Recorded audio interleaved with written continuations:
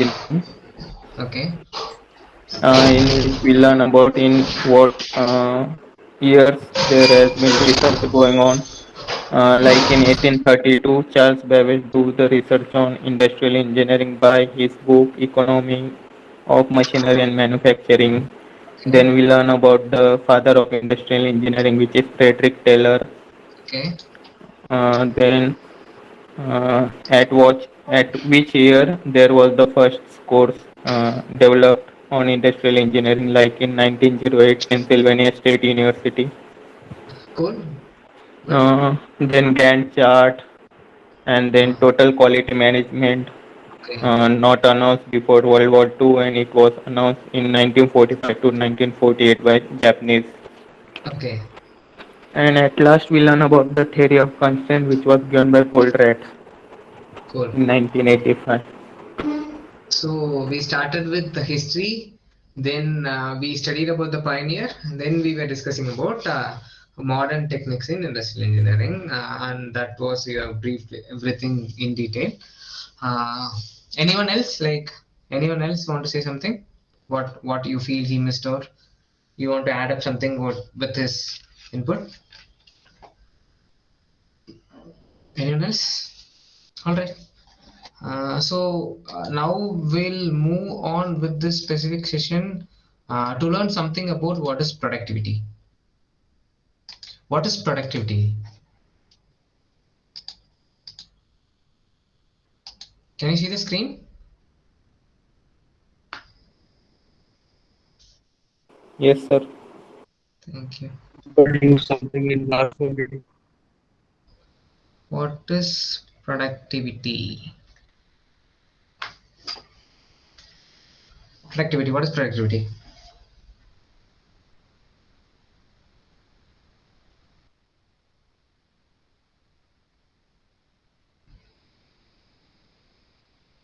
Any idea? Productivity. What is productivity? The process of converting a raw into finished in a large quantity.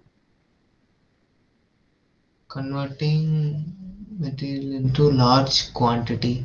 Fine. Any other guesses on what is productivity? What does actual productivity means?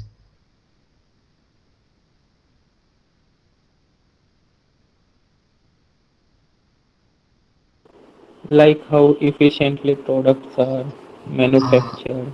okay. Efficiently products are manufactured. How that can be defined?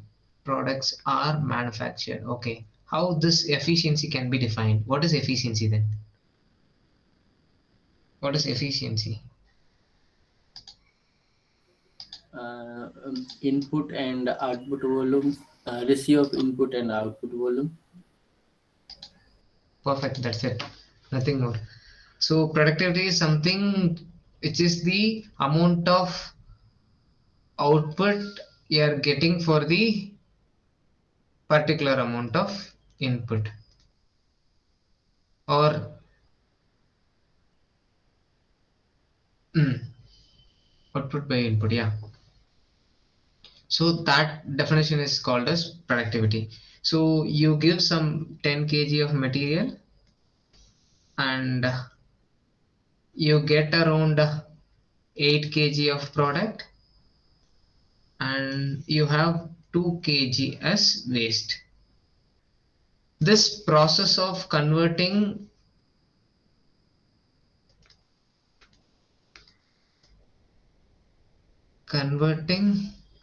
raw material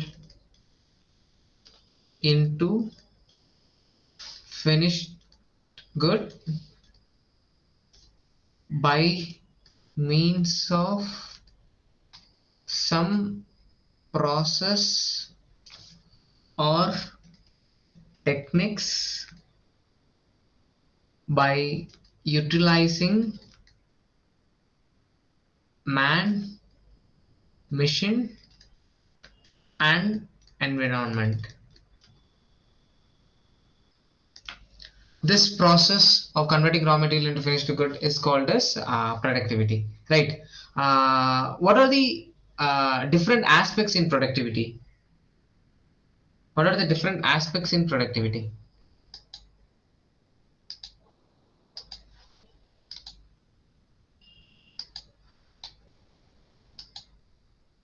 Any guesses? What are the different aspects in productivity? So, as defined, like productivity is nothing but the ratio of output produce to the input resources utilized in a production process.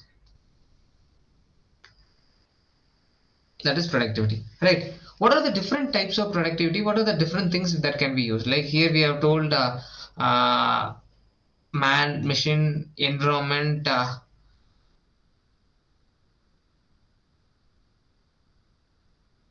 and what does this environment actually consist of? What does this environment actually consist of?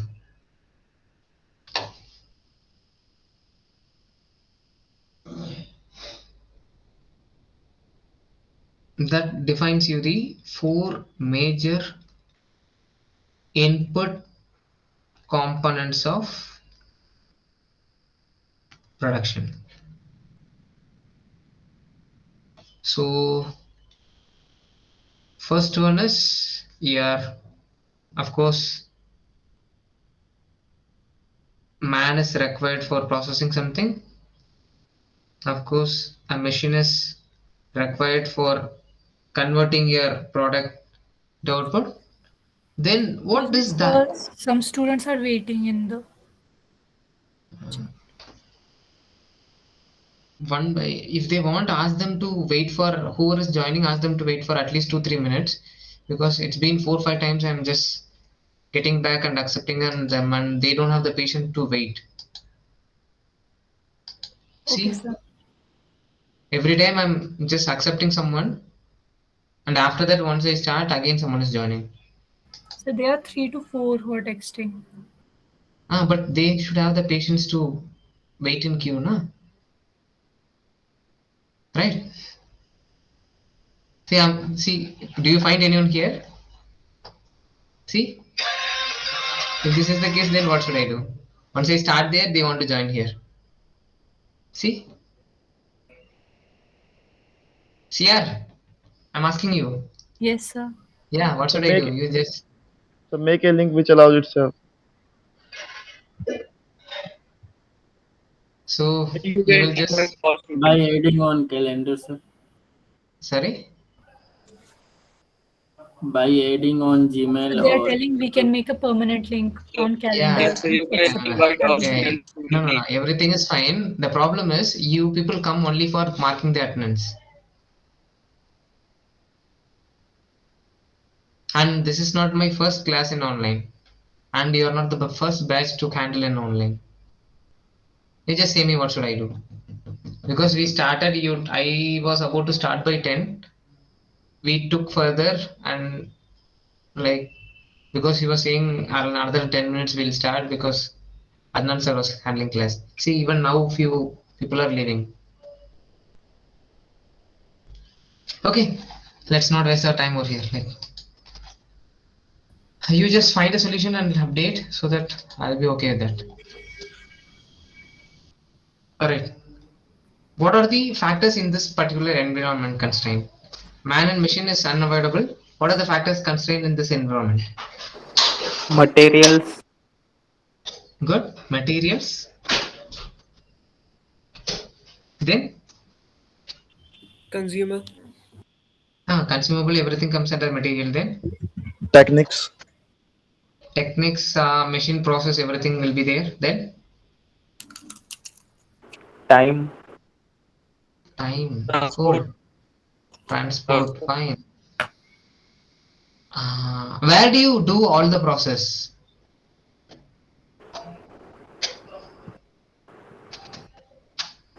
the and Yeah, there should be some piece of land, right? So these two come with their environment factor.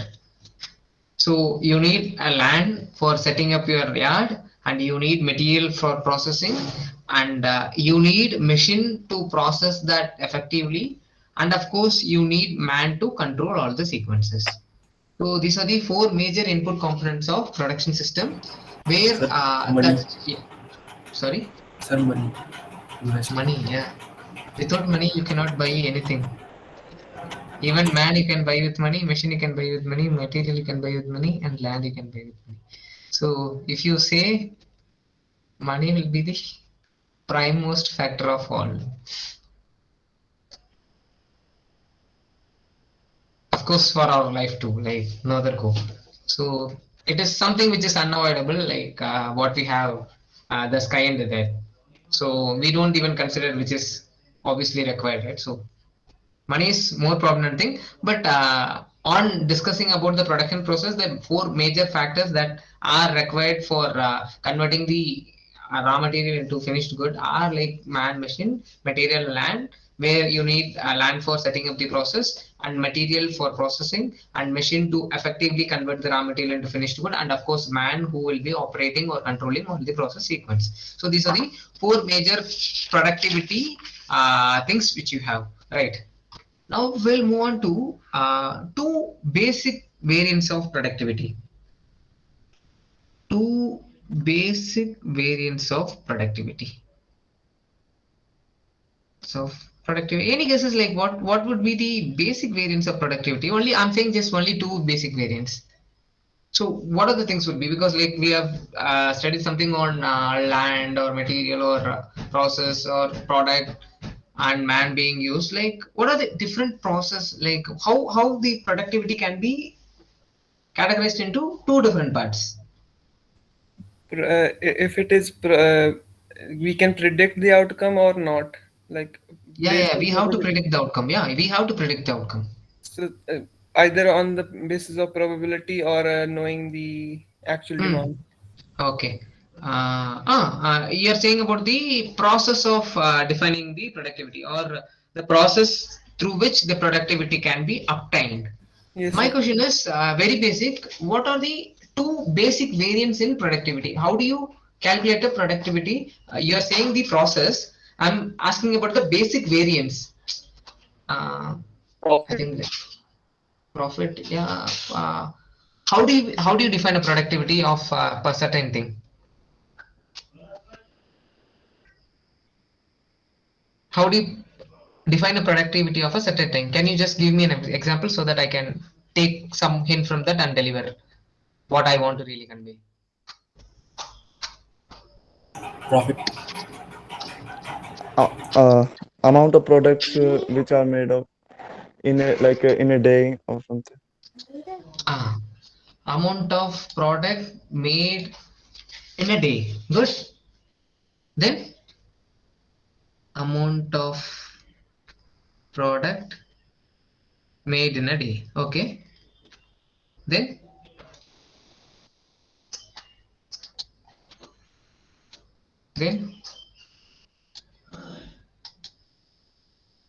then then So how much output that we are getting as compared to input?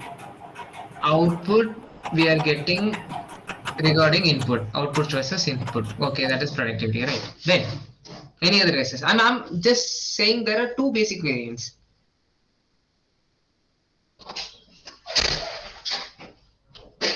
All right. Let me give it a run. One is total productivity. One is partial productivity. This gives rise to all four input components. What is the average output from the process? And this defines what is the output of each and every factor. That is like what is the actual output of man, how much efficient he is, how much productive he is, what is the actual output of the material, how much the material can be processed into a useful good, how much is the machine, like what is the efficiency of the machine, whether it is giving 100% output or there is some drawback in the machine, what is the productivity of a particular machine. Then of course finally land, how you are effectively utilizing the land. So these terms comes with your partial productivity. The calculation of productive measure of these components separately is called as partial productivity, and total productivity is something which altogether, like the productivity is completely analyzed, which include man, material, land, machine, all four together forms average output to give the total productivity. So these are the two basic variants of productivity measures in order to calculate or improvise the performance of a particular concern. So when you go for actual thing, you need the overall productivity. To know the overall productivity, you should be knowing what are the individual productivity of each and every task which you are going to perform. It can be a sequence of operation, or different operation which is being done in the same machine, or different machine which is used for doing the same operation. So there are too many constraints which are going to be evolved or incorporated to run the production process. So these are the two basic variants of productivity. All right. Now we'll know something about what is productivity measure. How the productivity is measured. Of course, in industry and enterprises level, like in industry, maximum we'll consider industry. How the productivity is measured in industry. So the basic component behind productive measures are, there are again three components: to study performance of a system over time. So how this performance of particular process is going to vary over time? Like suppose like you are having 1 hour for at first 1 hour duration, what is going to be your productivity? In second hour duration, what is going to be the productivity measure? And on research, they found the productivity in morning is high when compared to evening. That's why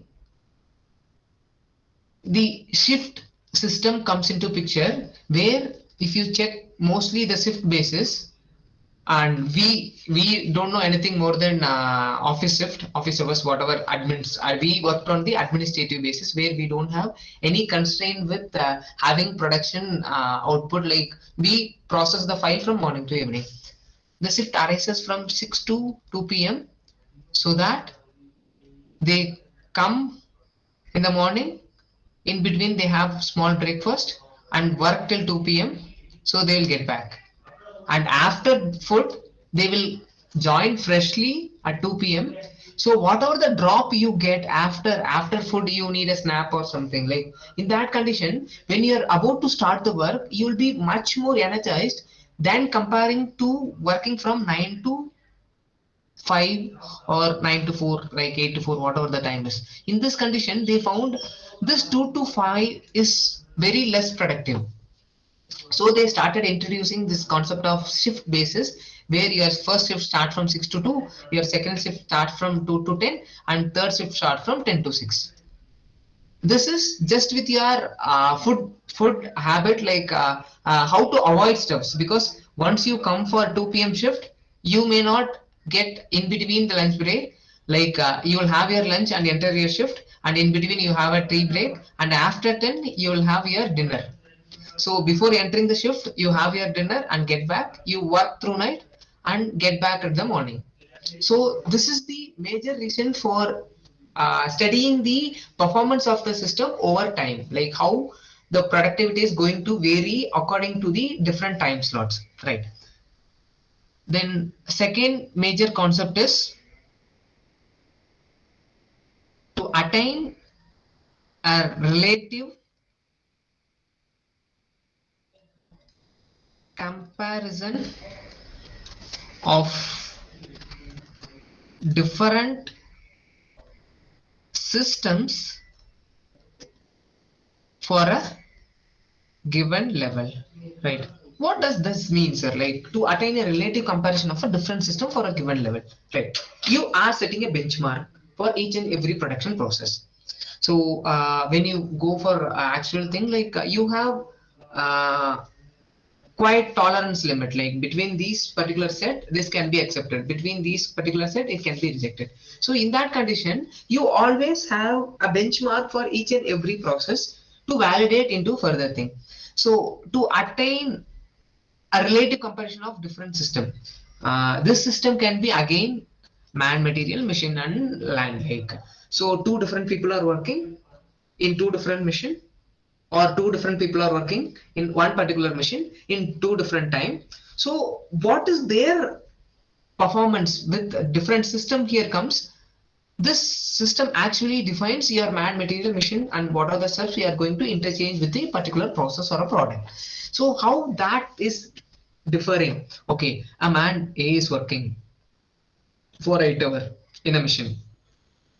A man A is working for 8 hours in a machine, in one machine, and he is giving an output of 20 components. A man B is working for 8 hours in same machine and he is giving output of 25 components. Again, a man C is working for 8 hours on the same machine and giving an output of 18 components. So this is the trial what we have taken. We cannot go with the higher priority man and we cannot go with the lower priority man also. So what we do is we make an average. 80 plus 20 plus 25 divided by 3. What is the average? 20, 40, 21. 60, 21. So we set the level our benchmark as 21. So we will make them in an 8-hour shift. I'm just putting like maybe like if you go in a large scale, this may differ. In 8-hour shift, you are supposed to make 21 components. So that is the aggregate what you want to make. So in that particular condition, to attain the relative comparison of the different system for a given level, so you have set time 21 as the basic criteria to clear the statistics. If you are working on 8-hour basis, you should minimum produce 21 components. So that is for getting your salary. And if you are working further, if you are not getting paid anything, you will not bother much. Like you don't have any intention to go beyond 21. Even if you complete in 4 or 5 years, you will be wasting your rest of the time and coming out. So what they did is they introduced a system called incentive. So for 21, if you are making, you will get your pay, actual salary. If you make one component more than 21 or 10 component more than 21, you will get some extra things called as incentive based on the level which is being given. So this particular system is actually used to improve the productivity by even supporting the process. So this is how the different system is being compared to attain a certain performance levels, and the productivity is also getting improved in the process, right? So this is the second factor. First is with respect to time we are studying, then with respect to system we are studying. Third one, this is to compare the actual productivity of a system with its planned productivity. So these are the three basic measures of productivity measures of a system. So now we have said like Sir, please planned, repeat third one. yeah. Planned versus to compare the actual productivity of a system with its planned one. So actual productivity, what is happening? It is again like output by what is the it's not, I cannot say it is input, prediction by actual. So you would have planned for some production, you would have planned like I can produce 10 cars in a day from using this much labor, this much time, this much time, but actually you will be producing only 9 cars because of practical difficulties where you will have small threshold, small crutches which is happening in the process, or some defect in the process where you have to rectify, or some people who are not working properly. So all this aspect comes into picture. So the last aspect of comparing the productive mean, obtaining the productive measures in an industry or an organization, comes with comparison of actual productivity of a system with its planned productivity. So planning versus actual. So what does this actually mean, sir? Right. How this actually affect your productivity? If I'm not making something process, right? You are having a concern where you have got an order for 1,000 component. No, I'll take this car example again. 300 cars per month. You have got a offer for manufacturing 300 cars per month. So minimum you have to make 10 cars per day in order to achieve your target. But in company perspective, they will not have tardiness or deadline as 30 days. If deadline is 30 days, they will crunch 20% of the actual thing. That is, from this, they will crunch around 6 days. So they will plan according to 24 days in order to satisfy or bypass the error which is happening, or to compensate the error or the system fault which is happening over the process. So they crush to 20% minimum, right? So their actual plan will be making 300 cars in 24 days. So they will plan accordingly, like I'll have like 25. So it is very easy for us to divide. So it will be around 12, right? 12. Yes, sir. Yeah. So 12 cars per day has to be manufactured. In that particular condition, you have a plan for manufacturing 12 cars per day. But of course, like, it is not the case all the time. Maybe I might be the someone working in some particular concern, but I may not be feeling good at that day. It's like maybe like when I was traveling, something would have happened, or some machinery would have went for maintenance. So all this crisis happens when you're going for a production process. So in order to compensate all this process, you have to plan the productivity based on the planned and actual. What is your efficiency? So you know that your efficiency is not more than 10. So you cannot predict something like 12 per day.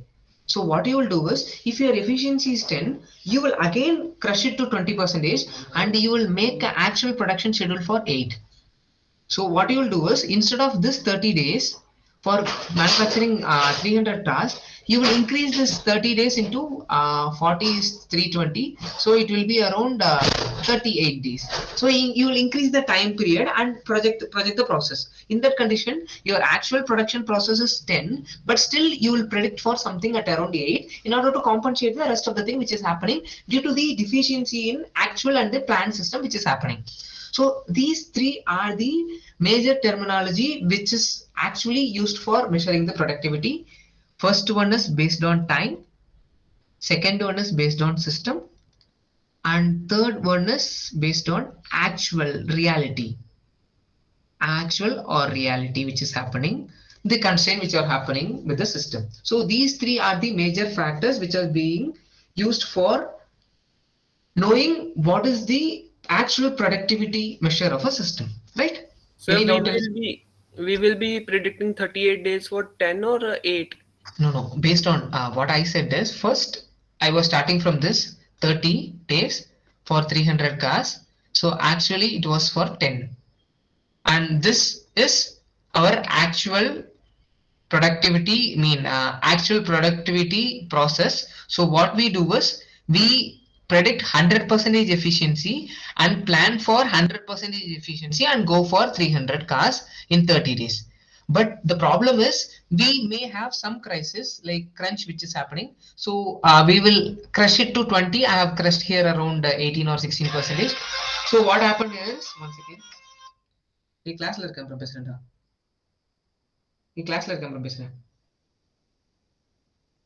So what happens here is, like 5 days we have to crush in order to satisfy the things.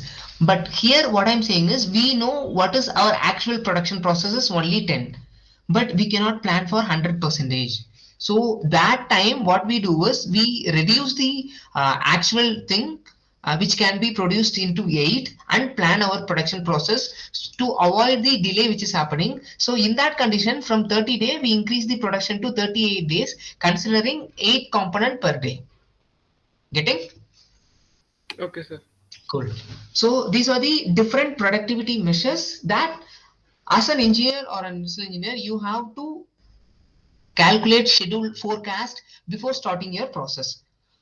And about national level, how these things are getting affected is like there are two major components in national level to measure our output. So industry level and enterprises level, these are the major things, like what is the output which we have. But when we go for the national level, how do we measure the productivity national level?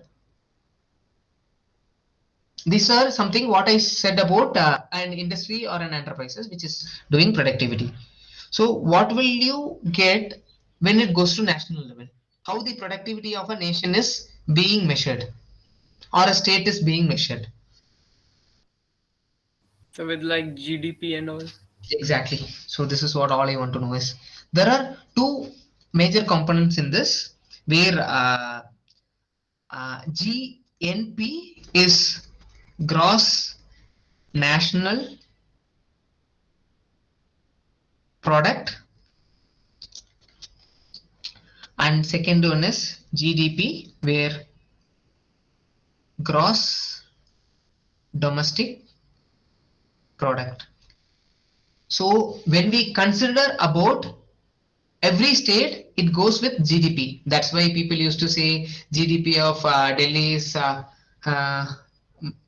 Maharashtra stands first in GDP with 14%, right? If I'm not wrong. Don't know, sir. Yeah, 14. If I'm not wrong, this is 14% for Maharashtra, and around Gujarat. 12, 12 around Gujarat. Then it was Kerala with around 10 point, sorry, Andhra with around 11 point something. Kerala with around mm, 10 point something GDP. So Tamil JNK. JNK GDP is around point 0, some point 2 or point 4 something. GDP of JNK is around 0.4% of the actual thing, because we don't have much industries over here. Andhra Pradesh is 10.10 percentage, and Tamil Nadu is around 9.7. Telangana is around 7 or 6 something. Uh, Assam, Mizoram, that northeast part is around 4 percentage.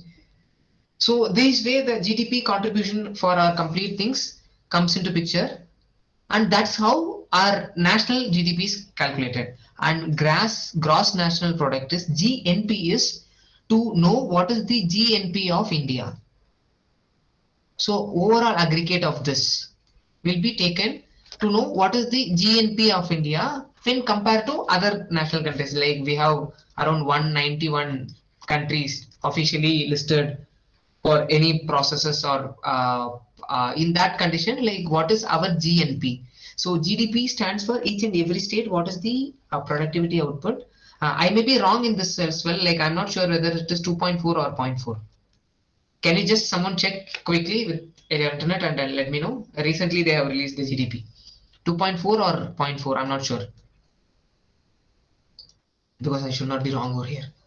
Can anyone just help me out in that?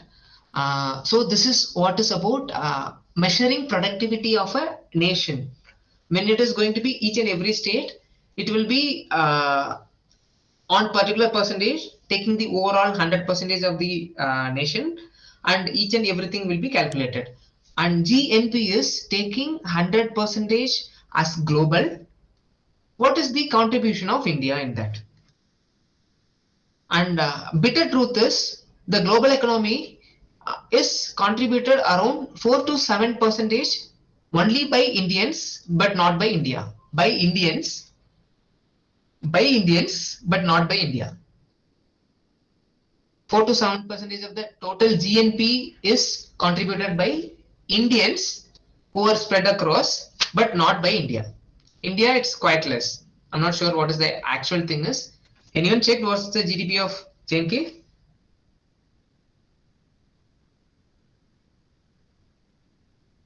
GDP of JNK.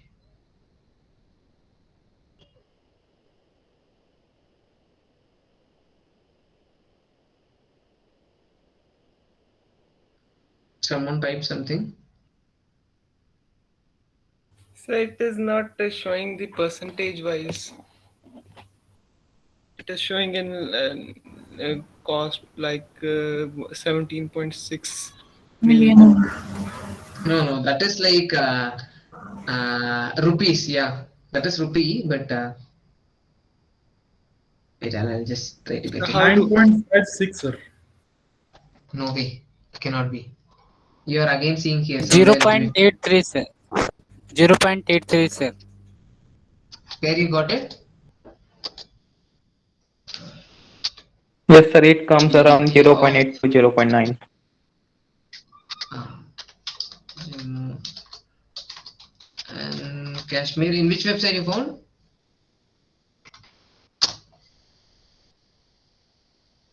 No, sir. I calculated by comparing with Okay, Maharashtra. you calculated. Okay. Oh, with that you got calculated. GDP of India 2021 in percentage. Here we'll get.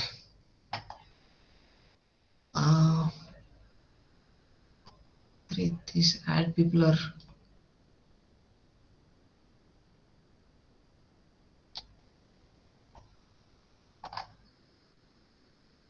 Result of for GDP of India label. Sir, check in chat box sir, once. Okay. Statistics. Yeah. Thank you.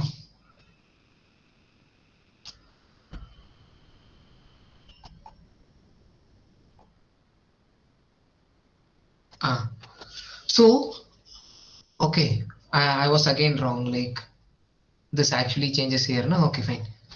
Oh, they have grown. Fine. Gujarat, West Bengal. Okay, now I'll say how this is actually happening.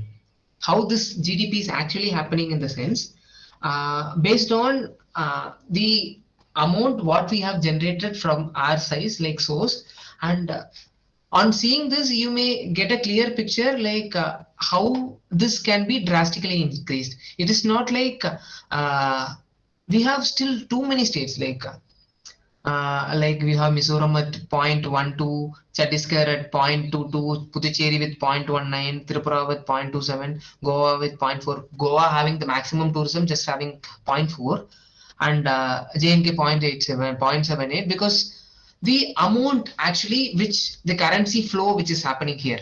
So what is the prime focus on increasing GDP is the tax which we pay to the government. And maybe like if I'm not wrong, why GDP is not more in JNK is because we have very limited companies, right? Industries are very limited here, right? Hello? Yes, sir. Yeah. yes sir. And one more thing is we don't have maximum MSMEs where everything has to be. If you are running an MSME, 70% of the will be burned by government, and only 30% you have to give. You have to put from your side, and you can start your own concern. And again, tourism, it is not completely like everything is not registered. You have 100 plus tourism organizer, where only 10 are registered. So this GDP completely goes with the amount of tax paid to the government. So how again this can be improved in the sense increasing the number of industries, increasing the employability. Like it can be any form of employability. You can be like you can have lot of scope on training, teaching, or product manufacturing, process manufacturing, or service oriented business. And of course JNK is too good with cashier, badam, walnut. Then what else you have? Apple. Apple. Apple. Then Cashew. sorry, Sir, Walnut, Badam sir. comes from Afghanistan. What? Badam is from Afghanistan. Red chili. Red chili, yeah, I heard this Kashmiri red chili, yeah. So Yes. the major focus will be all these aspects to increase the profit. I'll say why this is not shown in your GDP. Kesher, it is from the farmer. Some vendor are purchasing. They are not actually registered to MSMEs or governments, so they are not sowing it. But they get from these people at low cost and they sell in outside market at higher cost. So setting up some common vendorship, even for Apple, I don't think we have too many concerns. Like only few supplier they are getting directly from the source and exporting it off. So the direct export is not happening over here. Setting out of government agencies for collecting cashier at a point for badam or walnut or apple or red chili and exporting it to rest of the India or abroad. That can drastically improve the GDP level because I'm not sure about what is happening in Maharashtra. I'll just give you what is happening in Tamil Nadu. What I know is we have three major cities. Chennai is IT and transport, cargo oriented, and for sure you can note down this. Now it is 0.89. Next 2 years, our GDP will go beyond 2%, just because recently Srinagar has set up international cargo station, which is going to act as a center resource for export from JNK to rest of the world. They are setting up international cargo station in Srinagar. Like it may get inaugurated very soon. So this plan has been implemented. Now government has launched this plan. So what will happen as the impact of this is the direct import export will happen. That will actually increase the GDP of the company. I mean of the state particularly based on the tax which is being directly transferred from the agriculture farmer to the export organization, avoiding this third party distributor, those who are actually taking too much of profit from it, right? And if you people, anyone is interested in entrepreneurship activity, you can focus setting up centralized facility for collection of caser and distributing it, like logistic, how you have to monetize it, how you can improvise or export it. Our red chili is very famous. Kashmiri red chili is very famous, no doubt in it. Of course, walnut and badam, you have a local variety because I got some local variety in Kashmir which has maximum oil content, maximum fat content. Badam is from Kashmir Valley, because I checked both the badam which is from Afghanistan, which is from local breed. He directly showed it, he crushed it. And so what is the fat content of badam here? The fat content of badam in Kashmir is far better than the fat content of the badam from outside, like either from Afghanistan, like mostly because even I have purchased something, what is that, this dry fruits, things, everything got imported from Afghanistan. I don't know what is the case is going to be. So these are the aspects how the national level GDP or GNP of our complete nation is being defined, right? I'll just take, what is the next class? So Mohsin sir was going to take it. He's taking it or? So I have not confirmed yet, but he said yesterday that I will take 11 to slot Okay, at 11 also. okay. If he's handling, he'll post something, right? I'll just take 2 more minutes. Fine? Okay, sir. Huh?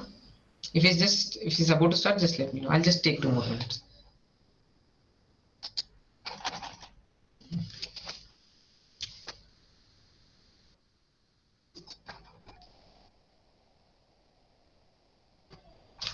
Right. So these are the, yeah.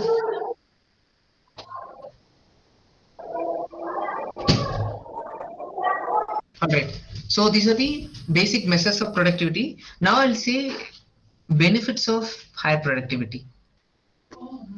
With that, we'll wind up the session. So for defining productivity, like for defining higher productivity, what are the maximum thing is, like obviously you'll know, if there is a higher productivity, what will happen?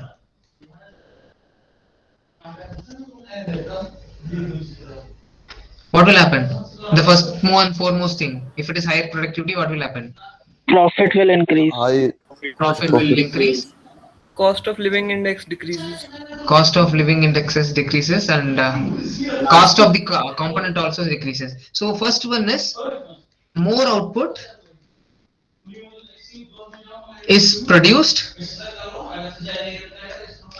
with the same or less input, right? This is how you first and foremost increase the productivity. Higher productivity is directly based on this. This is the more output can be produced by same input or lesser input as well, right? Or again, by optimizing this, same output can be produced with lesser input. These two are highly coincide, but it actually makes a sense. Here you are getting more output produced with the same input, but here you are getting the same output with the lesser input. So these things are like actually what do you say, complementing each other, but these two are something which makes a sense on optimization of the process. And finally you have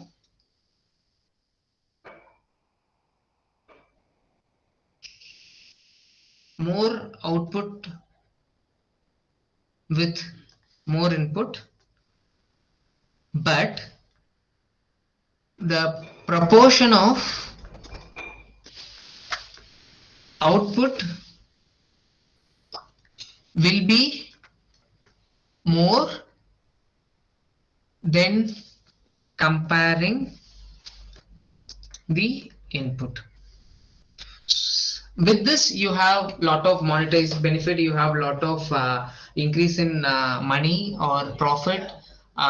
You can reduce the cost of living, you can improvise the standard of living. All these factors comes with the basic benefits of higher productivity. So with this we'll wind up this session. If you have any doubt you can clarify it. I'm here. Rest you can post your attendance.